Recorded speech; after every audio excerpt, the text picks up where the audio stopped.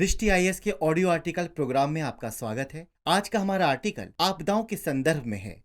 इस आर्टिकल में आपदा और आपदा प्रबंधन से जुड़े पहलुओं को शामिल किया गया है।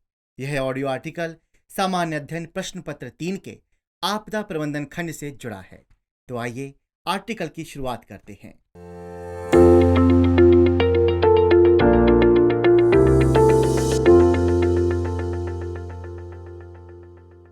सर्वे भवन्तु सुखिनः, सर्वे सन्तु निरामया। अर्थात संसार का प्रत्येक घटक, चाहे वह जीव हो या जंतु, सजीव हो या निर्जीव, प्रकृति हो या मानव, सभी सदैव सुखी और रोग मुक्त रहें। परंतु वर्तमान समय में क्या यह युक्ति यथार्थ प्रतीत होती है? क्या सभी प्राणी स्वस्थ एवं प्रसन्न हैं? और यदि नहीं तो क्यों? ऐसी कौन सी पर्यावरणीय और मानवीय आपदाएं हैं जो इसमें बाधा बनती हैं? इसके लिए मानव कहां तक दोषी है? इन आपदाओं से निपटने के क्या क्या उपाय हो सकते हैं? दरअसल हाल ही में उत्तराखंड के जोशीमठ में हुई भूस्खलन की घटना हम इन सभी मुद्दों पर गंभीरता से सोचने को मजबूर करती हैं। इसलिए इस आर्टिकल में हम ऐसी घटनाओं के पीछे के कारणों पर बात करेंगे। इसके साथ ही ऊपर उठाए गए प्रश्नों के कारणों की भी विवेचना करेंगे। इसके अलावा हम एक मामले में आगे की राह खोजने की भी कोशिश करेंगे। तो आइए सबसे पहले जान लेते हैं कि क्या होता है आपदाओं का अर्थ। आपदा से तात्पर्य अचानक होने वाली एक विध्वंसकारी घटना से होता है। इसका दीर्घकालिक एवं भयानक प्रभाव होता है। जान मान की हानि तथा भविष्य में सामाजिक, आर्थिक और पर्यावरणीय समस्याएं इसके मुख्य प्रभावों में से एक होती हैं। आपदा प्रबंधन अधिनियम 2004 के अनुसार आपदा से तात्पर्य किसी क्षेत्र विशेष में हुई उस विध्वंसकारी और बेहद गंभीर घटना से है जो प्राकृतिक या मानव जनित कारणों से या किसी दुर्घटनावश अथवा लापरवाही से घटित होती है और जिसमें बड़ी मात्रा में मानव जीवन की हानि होती है। इसमें या तो मानव पीड़ित होता है या संपत्ति को हानि पहुंचती है। साथ ही पर्यावरण का भारी क्षरण होता है। यह घटना सामान्यतः प्रभावित समुदाय के सामना करने की क्षमता से अधिक भयावह होती है। जहां एक तरफ पूरी दुनिया में इसके गंभीर दीर्घकालिक प्रभाव देखने को मिलते हैं, तो वहीं भारत इस संदर्भ में अत्यधिक संवेदनशील क्षेत्रों में से एक है। भारत का लगभग 58.6% भूभाग सामान्य से लेकर अधिक तीव्रता वाले भूकंपों से प्रभावित है। 40 मिलियन हेक्टेयर से ज्यादा क्षेत्र यानी करीब 12% भूमि बाढ़ और नदी अपरदन संभावित क्षेत्र हैं। 7,516.6 किलोमीटर तट रेखा में से करीब 5,700 किलोमीटर चक्रवात और सुनामी संभावित हैं और लगभग 68% कृषि योग्य क्षेत्र सूखा संभावित है। साथ ही पहाड़ी क्षेत्रों में भूस्खलन और हिमस्खलन का जोखिम निरंतर बना रहता है। इसके बाद अब जान लेते हैं आपदा आने के पीछे क्या कारण होते हैं और इसके कौन कौन से प्रभाव पड़ते हैं। आपदाओं को मोटे तौर पर दो भागों में बांटा जाता है, प्राकृतिक आपदाएं और मानव जनित आपदाएं। प्राकृतिक आपदाएं जहां प्रकृति में होने वाले परिवर्तनों के फलस्वरूप उत्पन्न होती हैं, जैसे भूस्खलन, भूकंप, ज्वालामुखी, सुनामी आदि। तो वहीं मानव जनित आपदाएं मानव द्वारा प्रकृति के स्वरूप और उसके संसाधन प्रतिरूप में किए जाने वाले अतः परिवर्तनों के फलस्वरूप जन्म लेती है, जैसे समुद्रों में तेल फैलाव, इमारतों का ढहना, नाभिकीय विस्फोट आदि। लेकिन वर्तमान समय में मानव द्वारा किए जाने वाले निर्माण, भूमि प्रतिरूप परिवर्तन एवं प्राकृतिक संसाधनों की सीमा से अधिक दोहन के परिणाम स्वरूप प्राकृतिक आपदाओं की बारंबारता में वृद्धि हो रही है। अगर इन आपदाओं को वर्तमान परिप्रेक्ष्य को ध्यान में रखकर विभाजित करने का प्रयास करें तो इन्हें जलवायु संबंधी आपदाएं जैसे ओलावृष्टि, बादल फटना, लू व शीतलहर तथा चक्रवात, भूमि संबंधी आपदाएं जैसे भूकंप, ज्वालामुखी, भूस्खलन, बांधों का टूटना, खदानों में आग लगना आदि, जैविक आपदाएं जैसे समुद्र में तेल फैलाव, महामारी, कीटों का हमला, पशु संबंधी रोग आदि श्रेणियों में बांटा जा सकता है। इन सब के अलावा रासायनिक गैस का रिसाव, औद्योगिक तथा परमाणु संबंधी आपदाएं भी वर्तमान में चिंता के गंभीर विषय हैं। अगर जोशीमठ की त्रासदी की बात करें तो जहां ऊपर से देखने पर यह भूस्खलन यानी प्राकृतिक आपदा प्रतीत होती है, तो वहीं गहराई से देखने पर इसमें गंभीर मानव जनित कारक स्पष्ट नजर आते हैं। दरअसल उत्तराखंड एक पहाड़ी राज्य है, वहीं जोशीमठ मोरेन पर बसा एक क्षेत्र है। मोरेन का तात्पर्य है एक ऐसा क्षेत्र जहां पहले ग्लेशियर हुआ करता था और ग्लेशियर के पिघलने से उसके द्वारा लाई गई मिट्टी की परतें धीरे धीरे एक के ऊपर एक जमती गईं और इस पहाड़ी क्षेत्र का निर्माण हुआ। इसलिए जोशीमठ की मिट्टी अत्यंत भुरभुरी और भारी निर्माण कार्यों के लिए अनुपयुक्त है।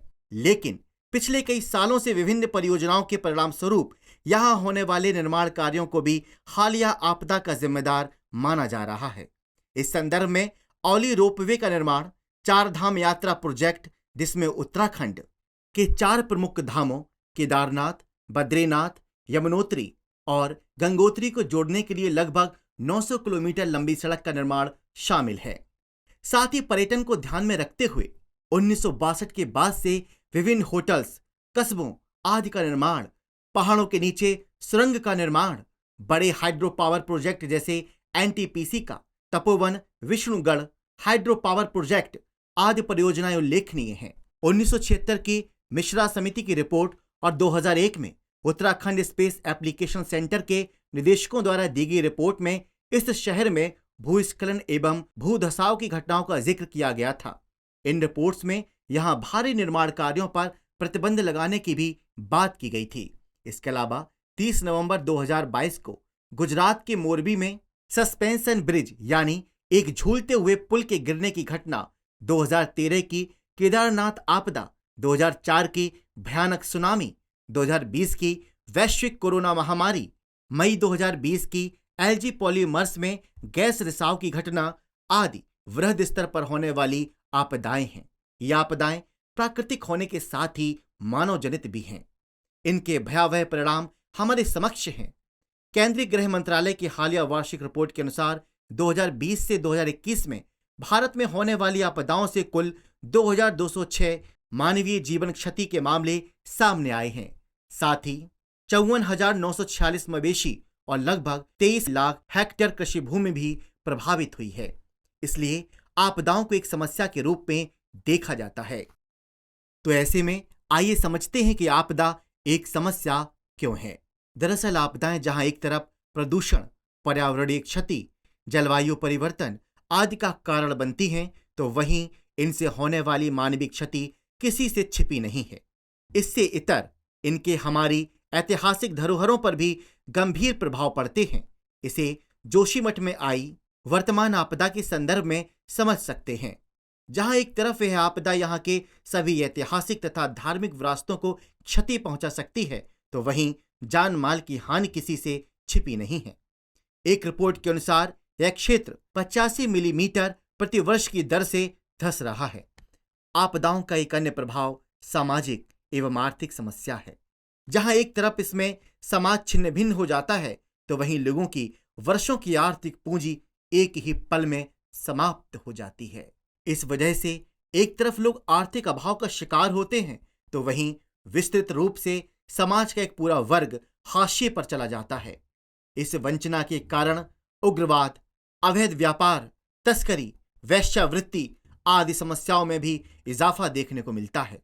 पूरी आपदा के दौरान महिलाएं, बच्चे, दिव्यांग और वृद्धजन को अन्य के मुकाबले ज्यादा कठिनाइयों का सामना करना पड़ता है। इसे वैश्विक रूप से 1986 की चेरनोबिल आपदा, जस्टिनियन प्लेग, जापान का मीनामाद संकट, प्रथम एवं द्वितीय विश्व युद्धों, अमेजन वर्षावनों की आग, 1961 से 1971 के मध्य वियतनाम युद्ध, वर्तमान रूस यूक्रेन युद्ध आदि में देखा जा सकता है। वहीं भारत में 1981 की बिहार रेल आपदा, 1984 की भोपाल गैस त्रासदी, 1998 के गुजरात का चक्रवात, 1999 का ओडिशा सुपर साइक्लोन, 2001 का गुजरात के भुज क्षेत्रों का भूकंप, 2022 की मोरबी आपदा, प्रतिवर्ष मुंबई तथा चेन्नई में होने वाली भारी वर्षा व उससे बाढ़ की समस्या और कोरोना महामारी आदि भी इसके अन्य उदाहरण हैं। चूंकि पृथ्वी हमसे संबंधित नहीं है, बल्कि हम पृथ्वी से संबंधित हैं,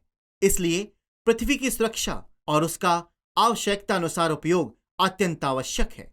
परंतु इन सभी बातों को दरकिनार करते हुए मानव जनित आपदाओं के पर्यावरण पर व्यापक नकारात्मक प्रभाव देखने को मिलते हैं। अमेज़न वर्षा वनों की आग के कारण वहां व्याप्त कई प्रजातियां जहां विलुप्त हो गईं, तो वहीं पर्यावरण के एक वृहद ऑक्सीजन के स्रोत की व्यापक हानि हुई। ग्रेट बैरियर रीफ में बढ़ती कोरल ब्लीचिंग की घटनाएं, निरंतर पृथ्वी के तापमान में होती वृद्धि, समुद्रों में तेल फैलाव की घटनाएं आदि पर्यावरण को व्यापक नुकसान पहुंचा रही हैं। कैलिफोर्निया की सैक्रामेंटो नदी में अक्सर तेल फैलाव की घटनाएं देखने को मिलती हैं। नाइजीरिया में पिछले 10 वर्षों में लगभग 9,343 तेल फैलाव की घटना देखने को मिली हैं। संयुक्त राष्ट्र की एक रिपोर्ट के अनुसार 2050 तक भारत के लगभग 3,700 बांधों की भंडारण क्षमता में 26% तक की कमी आ जाएगी। इससे बड़े स्तर पर बाढ़ संबंधी समस्याएं देखने को मिल सकती हैं। इन आपदाओं के परिणाम स्वरूप जहां एक तरफ व्यापक स्तर पर लोग बेघर हो जाते हैं, तो वहीं अंतर्राज्यीय तथा अंतर्राष्ट्रीय प्रवास की समस्या भी देखने को मिलती है। पीआईबी की एक रिपोर्ट के अनुसार जून 2021 तक भारत में अंतर्राज्यीय प्रवासियों की कुल संख्या लगभग 1,13,998 थी। इसमें 59,019 ग्रामीण प्रवासी और 54,969 शहरी प्रवासी थे। प्रवासियों की इतनी बड़ी संख्या जहां राज्य की योजनाओं के क्रियान्वयन पर नकारात्मक प्रभाव डालती है, तो वहीं इससे सुरक्षा संबंधी समस्याएं और आर्थिक तथा सामाजिक अपराधों में वृद्धि जैसी समस्याएं भी देखने को मिलती हैं। इन आपदाओं से प्रभावित लोगों में गंभीर मानसिक स्वास्थ्य समस्याएं भी देखने को मिलती हैं। युद्ध, आपदा आदि से प्रभावित लोग लंबे समय तक भय, अवसाद, पीड़ा आदि में जीवन व्यतीत करते हैं। मुख्य रूप से बच्चों तथा सीमांत समूहों पर इसकी दीर्घकालिक नकारात्मक प्रभाव देखने को मिलते हैं। तो ऐसे में अब सवाल उठता है कि इस मामले में आगे की राह क्या हो सकती है। प्रारंभ में मानव यह सोचता था कि आपदाएं केवल प्रकृति द्वारा जनित होती हैं और इन पर मानव का कोई नियंत्रण नहीं होता, परंतु अब यह स्पष्ट है कि वर्तमान आपदाओं का स्वरूप ज्यादातर मानव जनित ही है। इसलिए इन आपदाओं को ध्यान में रखते हुए इनसे निपटने और इनको कम करने के उपाय भी मानव को ही खोजने होंगे। इसके समाधान स्वरूप निजी तथा सरकारी संगठनों को आपस में मिलकर उपयुक्त उपायों का निर्धारण करना चाहिए। राष्ट्रीय स्तर की नीतियों की सुदृढ़ता, केंद्र तथा राज्यों के मध्य बेहतर सामंजस्य, बेहतर चेतावनी प्रणाली, समर्पित शोध एवं सुरक्षा समूह का विकास भी अत्यंत आवश्यक है। आपदाएं प्रकृति तथा मानव पर दीर्घकालिक प्रभाव डालती हैं, इसलिए इनसे निपटने के उपाय भी दीर्घकालिक होने चाहिए। इनका क्रियान्वयन 4 कारणों में किया जा सकता है: बचाव, राहत, पुनर्वास और पुनर्निर्माण। इसके अलावा इनसे प्रभावित समूहों की संवेदनशीलता को ध्यान में रखते हुए ही बचाव कार्य किए जाने चाहिए। इसमें एनडीआरएफ यानी राष्ट्रीय आपदा मोचन बल और राज्य या जिला आपदा मोचन बल की महत्वपूर्ण भूमिका होती है। आपदा प्रबंधन अधिनियम 2005, आपदा प्रबंधन व राष्ट्रीय नीति 2009, राष्ट्रीय आपदा प्रबंधन प्राधिकरण सेंडाई फ्रेमवर्क 2015 से 2030 आदि का बेहतर क्रियान्वयन भी अत्यंत आवश्यक है। भारतीय मौसम विज्ञान विभाग के प्रतिवेदनों का बेहतर प्रयोग, उपग्रहों द्वारा प्रदान की गई जानकारियों के माध्यम से सुरक्षा व बचाव ऑपरेशन का क्रियान्वयन भी इसमें सहायक हो सकता है। इन सभी उपायों के साथ साथ आईपीसीसी की रिपोर्ट तथा सतत विकास लक्ष्यों को ध्यान में रखते हुए पर्यावरण की सुरक्षा सुनिश्चित की जानी चाहिए। कुल मिलाकर अंतो नास्ति पिपासायाः, यानी लालच का कोई अंत नहीं है। इसलिए आवश्यक है कि मानव अपने लालच को अलग रखकर प्रकृति की सुरक्षा को ध्यान में रखते हुए ही विकास की ओर अग्रसर हो। लेख पर आधारित हमारा प्रश्न है, क्या आपदाएं मात्र प्राकृतिक होती हैं या मानव जनित कारक भी इनके निर्धारण में सहायक होते हैं? आपदाओं के पर्यावरण तथा मानव समाज पर पड़ने वाले गंभीर दीर्घकालिक प्रभावों का उल्लेख करते हुए इनसे निपटने के उपायों को भी चिन्हित कीजिए।